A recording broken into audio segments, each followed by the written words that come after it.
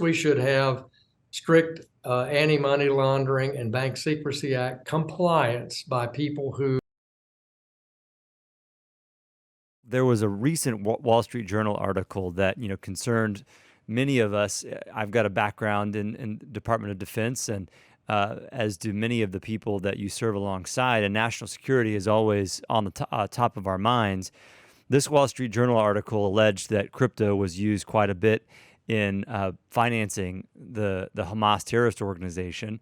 And I know that it has since been debunked, and the actual amount of crypto that was used was much smaller than the article referenced. But has that discussion, albeit very recent, colored any of the conversations that you've been having with your fellow congressmen and congresswomen?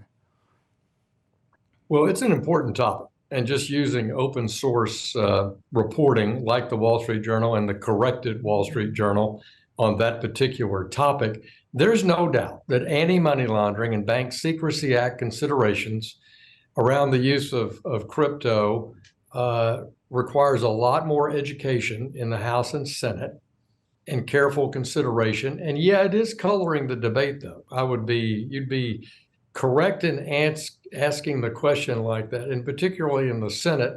The Massachusetts Senator Elizabeth Warren is a very, generally skeptical about things crypto and blockchain related. I'm not going to say she's like against it, but she's put all of her emphasis on the use of wallets and crypto in a terror finance or in a sanctions evasion context, and it's skewed the conversation over in the Senate. Here's my view.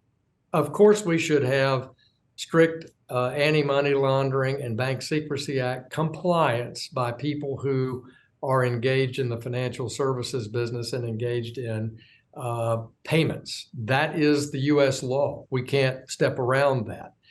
But we don't need to tie up advancing the technology in America over concern about that issue. We can do both. We can advance the technology. We can have a safe and sound and effective framework for innovators.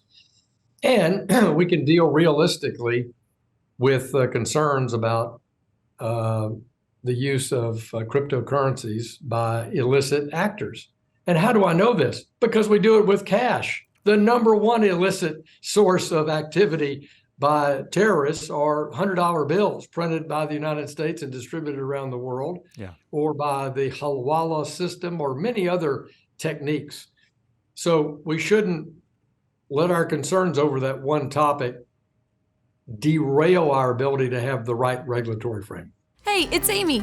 Click over here to subscribe, click over here for more content, and we'll see you next time.